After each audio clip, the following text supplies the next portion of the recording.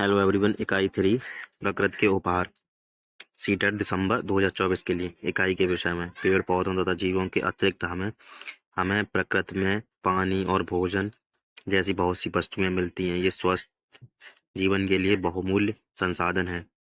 इस इकाई में पानी और भोजन के बारे में बातचीत की गई है। हमारा लक्ष्य स्वस्थ आहार ग्रहण करना तथा स्वच्छ जल पीना होना चाहिए। स्वच्छ रहने और व्यायाम में हमें अच्छा महसूस करने और स्वस्थ रहने में सहायता मिलती है। हमें भविष्य के लिए पृथ्वी के संसाधनों को संरक्षित रखना भी सीखना होगा, है ना, शिक्षकों के लिए। यह इकाई प्रकृति के उपहारों के विषय में इस इकाई के अध्यायों में दी गई प्रमुख अवधारणा इस प्रकार है। अध्याय 7 पानी है अनमोल। अध्याय इस बात पर केंद्रित है कि किस प्रकार बारिश हमें यह अनमोल उपहार प्रदान करती है, जिसे विभिन्न तरीकों द्वारा संग्रहित किया जाता है। हम इस पानी की स्वच्छता सुनिश्चित करके इसे घरों तक वितरित करते हैं। प्रत्येक घर में दैनिक उपयोग के लिए पानी का भंडारण और रख रखाव किया जाता है तथा कई तरीकों से इसका उपयोग किया जाता है। हालांकि पानी की गुणवत्ता और उपलब्धता दोनों को लेकर ही हमारे सामने चुनौतियां बनी हुई हैं। इन चुनौतियों से निपटने के लिए हम जल संसाधनों के संरक्षण हेतु विभिन्न उपाय करते हैं। अध्याय 8 हमारा भोजन। अध्याय स्वास्थ्य को बनाए रखने के लिए भोजन की महत्वपूर्ण भूमिका को समझने में हमारी सहायता करता है। हम विभिन्न स्रोतों से प्राप्त विविध प्रकार के खाद्य पदार्थों का सेवन करते हैं। खाद्य पदार्थ हमें कुछ आवश्यक पोषक तत्व प्रदान करते हैं जो हमारे शरीर के लिए किसी विशेष रूप में लाभप्रद होते हैं। हमारी विविध संस्कृतियों में विभिन्न खाद्य पदार्थों के पोषक तत्वों के बारे में बहुमूल्य ज्ञान निहित है। यह स्वस्थ आहारी विकल्पों के चयन में मार्गदर्शन प्रदान करता है। अध्याय 9 स्वस्थ रहो प्रसन्न रहो। अध्याय स्वच्छता और अच्छे स्वास्थ्य को बनाए रखने के लिए महत्व पर बल देता है। हम अपने घरों और आसपास की साफ सफाई को सुनिश्चित करने के लिए स्वच्छता और सफाई के आवश्यक सिद्धांतों को सीखते हैं। नियमित व्यायाम हमारी दिनचर्या का हिस्सा बन जाता है तथा हमारे शारीरिक व्यवस्था और भावनात्मक विकास दोनों को बढ़ावा देता है। अपने पर्यावरण के नियमों विनियमों को समझकर उनका पालन करके हम खुद को संभावित नुकसान से बचा सकते हैं। कक्षा में एक भोजन मेले की योजना बनाएं। इसमें विभिन्न प्रकार के खाद्य पदार्थ जैसे अनाज, मसाले, फल, सब्जियां आदि प्रदर्शित करने का प्रयास करें, है ना। जल संग्रह के लिए उपयोग में लाए जाने वाले विभिन्न प्रकार के पात्रों तथा बर्तनों की एक प्रदर्शनी का आयोजन करें। आप उनके चित्र भी प्रदर्शित कर सकते हैं। भोजन, पानी, स्वच्छता और स्वस्थ आदतों से संबंधित प्रमाणिक और आयु अनुरूप लघु वीडियो और फिल्में, कहानी की पुस्तकें और कविताएं अपने आसपास तैयार रखें। शैक्षणिक भ्रमण, आगंतुकों से बातचीत, अपने आस पड़ोस में विभिन्न जल स्रोतों को देखने के लिए सुरक्षित तरीके से वहां जाने की योजनाएं बनाएं। अच्छे स्वास्थ्य के लिए किसी योग प्रशिक्षक को योगासनों के प्रदर्शन के लिए आमंत्रित करें। बच्चों से साफ सफाई और स्वच्छता बनाए रखने के विषय में बात करने के लिए किसी स्वास्थ्य विशेषज्ञ को आमंत्रित करें। भोजन मेले के दौरान अपने पारंपरिक व्यंजनों के बारे में जानकारी साझा करने तथा उनके बारे में बताने के लिए अभिभावकों, समुदाय के अन्य सदस्यों को आमंत्रित किया करें। अध्याय 7 पानी है अनमोल। वर्ष मेघा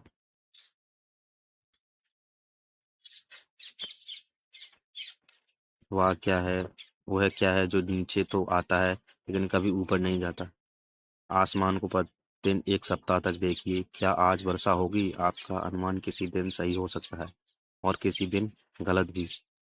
क्या ऐसे कुछ संकेत हैं जिनमें आप यह अनुमान लगा सकते हैं कि वर्षा होगी? अपने बड़ों से पूछिए कि वे यह अनुमान कैसे लगाते हैं। इन संकेतों को लिखिए। मुझे लगता है कि आज बारिश होगी क्योंकि बादल छाए हुए हैं, है ना। घनघोर बादल छाए हुए हैं, मौसम गर्म है ना। बारिश नहीं होगी क्योंकि बादल है, धूप बादल नहीं है, धूप निकली हुई है। लो आ गई बारिश। कभी कभी धूप निकली होती है तब भी बारिश हो जाती है। शिक्षक संदेश। इस अध्याय का पहला भाग तब पढ़ाया जाए जब आपके क्षेत्र में वर्षा हो रही हो। तब बच्चे स्वतंत्रता से इसका अवलोकन कर सकते हैं। वे प्रश्न पूछने, अनुमान लगाने, चर्चा करने, चित्र बनाने तथा अपने अवलोकनों को दर्ज दर्ज करने से अनुभव प्राप्त कर सकते हैं। बारिश के बारे में आप अपने आप से अधिक प्रश्न पूछिए। बारिश बहुत तेज या धीमी, बारिश की बूंदें बड़ी या छोटी, बूंदें तेजी से नीचे आ रही हैं धीरे से। इस तरीके के क्वेश्चन वह पूछ सकते हैं बच्चों से, या बच्चे पूछ सकते हैं। बताइए उनको क्यों होती है। क्या आपको लगता है कि आज या कल फिर बारिश होगी? आपको ऐसा क्यों लगता है? क्योंकि आज भी मौसम है बारिश का, हो सकता है कल भी हो, है ना। या बारिश के मौसम में हो सकता है, जो बारिश का मौसम आता है ना, तो उसमें भी बारिश होती रहती है जल्दी जल्दी, है ना। बारिश के पानी का क्या हुआ? जब बारिश हुई तब वहाँ बहुत सा पानी धरती पर गिरा। आइए पता करें वह सारा पानी कहाँ गया। अलग अलग तरह की सतहों पर वर्षा का पानी गिर रहा है। सोचिए कि इन अलग अलग सतहों पर इस पानी का क्या होता होगा। क्या बारिश का पानी मिट्टी में चला गया, या गड्ढों में इकट्ठा हो गया, या फिर बहकर कहीं दूर चला गया? क्या आपने कभी देखा कि यह किसी छोटी सी धारा या नदी में जाकर मिल गया? क्या होता है जब बारिश रुक जाती है और सूरज निकल आता है? बारिश के इस सारे पानी का क्या होता है, इस बात का अनुमान लगाइए। जब मिट्टी बारिश का पानी सोख लेती है तो यह पानी धीरे धीरे भूमि के अंदर ही बहकर किसी धारा या तालाब में मिल जाता है। कुछ पानी भूमि के नीचे चट्टानों और मिट्टी के बीच इकट्ठा हो जाता है। यही भूमि के नीचे वाला पानी हमारे कुओं में आता है, धाराओं में बहता हुआ। यह यह पानी जाकर नदियों में मिल जाता है। बारिश का कुछ पानी गड्ढों, तालाबों, झीलों, सागरों और महासागरों में भी चला जाता है। क्या आपके गांव या शहर के पास कोई धारा, नदी, तालाब या झील है?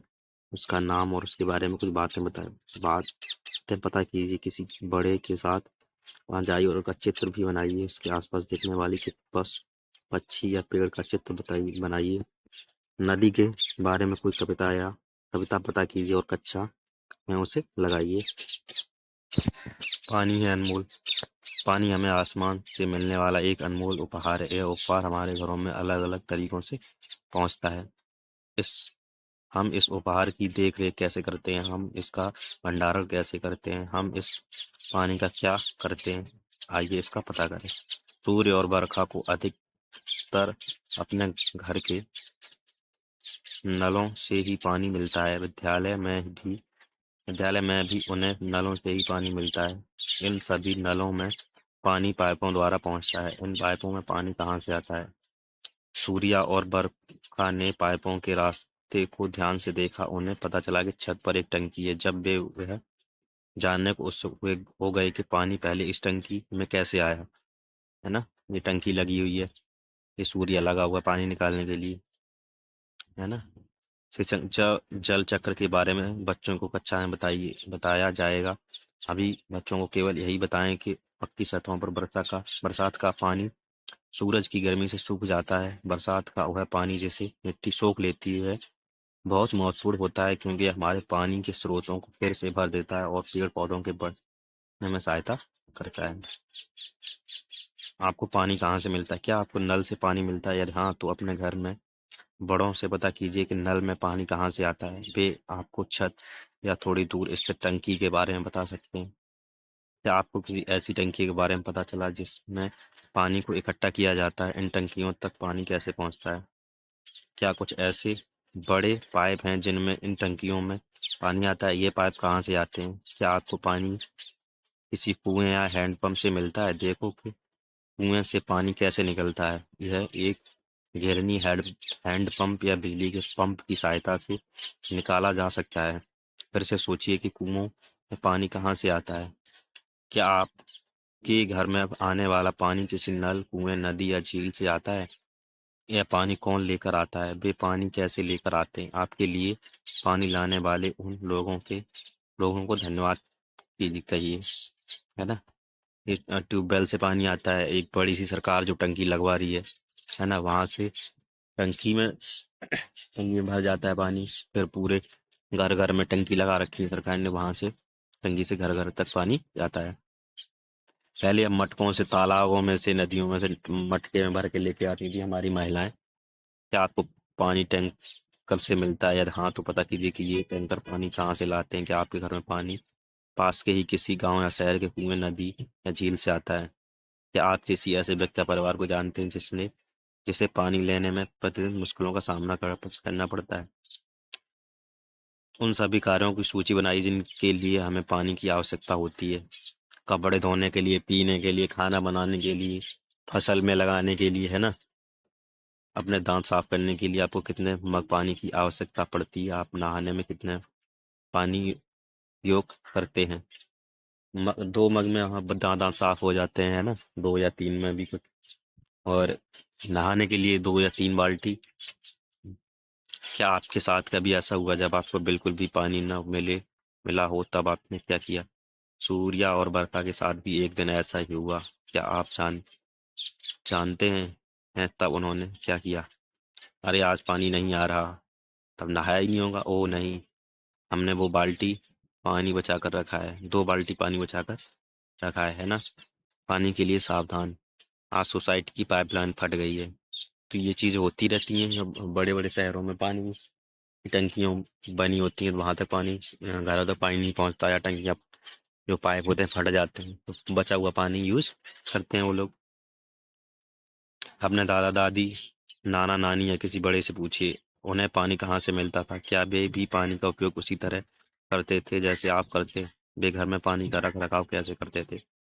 उस उनसे बात करके आपको जो पता चला उसके बारे में एक कहानियां लिखी। हम पानी को तब भी भरकर रखते हैं जब हमें ये पता चलता है कि पानी हर समय नहीं आएगा। कुछ स्थानों पर लोगों को नलों और पाइपों से अपने घरों में पानी नहीं मिलता, उन्हें किसी नदी या कुएं से पानी लाना पड़ता है। कभी कभी पानी टैंकरों से भेजा जाता है और इसे घर में भर कर रखते हैं। बहुत वर्ष पहले पूरी दुनिया में कहीं भी पाइप या नल नहीं थे, इसलिए लोगों ने पानी को भर कर रखने के लिए बर्तन बनाना सीखा। यहाँ कुछ ऐसे बर्तन दिखाए गए हैं जिन्हें आज के समय में पानी का संग्रह करने के लिए घरों में उपयोग में लाते हैं। ये अलग अलग सामग्री से बने होते हैं, है ना। मिट्टी का घड़ा जैसे बने होते हैं, कुम्हार बनाते हैं। मिट्टी की सुराही, है ना, इसमें ऊपर तक वैसी पाइप की नुमा होती है, पतली सी। तांबे का बर्तन, पीतल का घड़ा, है ना, स्टील का घड़ा, एल्यूमिनियम का बर्तन, ये सब है ना। कांच की बोतल, प्लास्टिक की बोतल, प्लास्टिक की बाल्टी, जो हम बाल्टी पर बनाते हैं ना, वो तो होती है। अपने घर में उन बर्तनों की पहचान की जिनमें पानी भरकर रखा जाता है। अपने परिवार में बड़ों से पूछिए कि वे पानी कहाँ संग्रह करने के लिए किन बर्तनों का उपयोग करते हैं ना। ये जो है बने हुए हैं, नमूने दिए गए विभिन्न प्रकार के कितने बर्तनों के बनाए अपने घर में, चित्र बनाइए किस किस में पानी भरा जाता है। एक पल रुकिए और सोचिए, धरती पर पानी बारिश के रूप में आता है। यह पानी के प्राकृतिक स्रोतों को धीरे धीरे भर देता है, जैसे जल धाराएं, नदियां, तालाब, झील, कुएं, भूमिगत जल आदि, है ना। इन स्रोतों से हम उन अनेक तरीकों से पानी को अपने घरों में लाते हैं। हम कई तरीकों से इसका संग्रह करते हैं। हम बहुत तरह से इसका उपयोग करते हैं। हमारे उपयोग करने के बाद इस पानी का क्या होता है? ये गंदा पानी होता है जो बाहर फैला देते हैं हम लोग। ये जमीन सोख लेती है ना, कुछ धूप की वजह से सूख जाता है ना। बारिश का पानी, है ना, तालाब में भरा हुआ पानी है, ये कुएं में है, ये हम लोग फैला देते हैं। बाल्टी और ये जो पानी भरने के हैं, उसमें नहाते धोते हैं, जो है मुंह शीशा वो मुंह देखे। पानी हमें चीजों को साफ रखने में सहायता करता है, हमारे स्वास्थ्य के लिए बहुत आवश्यक है। इस उपयोग के बाद पानी गंदा हो जाता है। हम पानी और खाना पकाने के लिए गंदे पानी का उपयोग नहीं कर सकते, परंतु हम इस पानी को पौधों तथा शौचालय के लिए भी फिर से उपयोग कर सकते हैं। हमें सोच समझकर पानी का उपयोग करना चाहिए तथा जितना संभव हो सके उसका फिर से उपयोग करना चाहिए। हमें पानी में बहुत अधिक साबुन और ऐसे ही अन्य रसायनों को नहीं डालना चाहिए। आइए आसमान से मिले इस अनमोल उपहार का सावधानी से उपयोग करें। हर बूंद है अनमोल। पानी हमारे लिए महत्वपूर्ण है क्योंकि हमारे जीवित रहने के लिए बहुत ही आवश्यक है। हम बिना पानी के 3 दिन से अधिक जीवित नहीं रह सकते। यही कारण है कि जो भी व्यक्ति हमारे घर आते हैं उन्हें हम पहले पानी पीने को देते हैं। कुछ स्थानों पर जहाँ बारिश बहुत कम होती है और पानी के बड़े बड़े स्रोत भी नहीं है, वहाँ लोगों को पानी लेने के लिए दूर दूर तक पैदल जाना पड़ता है। क्या आपको नहीं लगता कि सभी को हर समय और हर जगह पर पीने के लिए साफ पानी मिलना चाहिए? आओ करें जो भी आपके घर आए आप उसे पीने के लिए साफ पानी दें। ये दाग देने वाले, सामान पहुंचाने वाले या सफाई का काम करने वाले लोग हो सकते हैं। बहुत सी जगहों पर घरों के बाहर पानी से भरे बर्तन रखे जाने की भी परंपरा है, जिससे किसी भी प्यासे व्यक्ति को पानी मिल सके। यह विशेष रूप से गर्मी के मौसम में रखा जाता है। लोगों के लिए निःशुल्क पानी पीने का पानी है ना, जगह जगह बने होते हैं। पक्षियों के नहाने और पीने के लिए पानी का बर्तन, वाश है ना, जानवरों के पीने के लिए पानी का हौद, वात के लिए ये खुले बर्तन में पानी रखते हैं, और जो पक्षियों के पानी पीने व उन्हें ठंडक देने के लिए रखा जाता है। एक कम गहरा और चौड़ा बर्तन लीजिए। कोई भी पुराना बर्तन, मिट्टी के घड़े का निचला भाग या छोटी बाल्टी जो 10 सेंटीमीटर से कम गहरी हो। पक्षियों के बैठने के लिए इसमें कुछ कंकड़ रखिए, और आप किनारों पर कुछ छोटे छोटे कंकड़ पत्थर रखे कर इसे ढालदार बना सकते हैं। ऐसा करने से कीटों को भी इस पानी का उपयोग करने में सहायता मिलती है। अब इसमें साफ पानी भरकर अपनी बालकनी या छत पर रखिए। इस बर्तन का पानी समय समय पर बदलते रहें। सप्ताह में 2 बार किसी कड़े ब्रश से इसे साफ करें। ध्यान रखें रहे इस ब्रश को रसोई घर के बर्तनों को साफ करने के लिए उपयोग में न लाया जाए। इसे केवल बगीचे में उपयोग के लिए ही रखें, है ना। आइए मंथन करते हैं। आपने बरसात का इंतजार किया और देखा कि बारिश की बूंदें धरती पर कैसे गिरती हैं। आपने बरसात का पानी इकट्ठा किया और देखा कि यह साफ या गंदा। आपने देखा कि अलग अलग जगहों पर गिरने वाले बरसात के पानी का क्या हुआ। अब बरसात से संबंधित आपके जो अवलोकन है उस पर कुछ पंक्तियां लिखिए। आपने आसपास की किसी जलधारा, नदी, कुएं, तालाब या झील का नाम और उसके बारे में कुछ बातें पता की। इस बारे में कुछ पंक्तियां लिखिए। क्या यह पानी पीने के लिए उपयोग में लाया जाता है? यदि हाँ, तो यह पानी आपके घर तक कैसे लाया जाता है? यदि इसका उपयोग पीने के लिए नहीं किया जाता तो क्यों? क्या पहले भी इसका उपयोग किया जाता था, है ना। इन सब के बारे में बताइए और चित्र बनाइए। चर्चा की पानी बहुत अनमोल है, हमें इसके उपयोग में सावधानी बरतनी चाहिए। हमें पानी की एक बूंद भी खराब नहीं करनी चाहिए। आपस में चर्चा कीजिए तथा अपने घर या बाहर होने वाले उन कार्यों की सूची बनाइए जिसके कारण पानी गंदा या बर्बाद होता है। हम पानी की बर्बादी को कैसे रोक सकते हैं? अपने समूह में किन्हीं 3 तरीकों के बारे में सोचिए तथा उन्हें अपनी कॉपी में लिखिए, है ना। झरना बह रहा है पानी का। Thank you for watching. Please subscribe.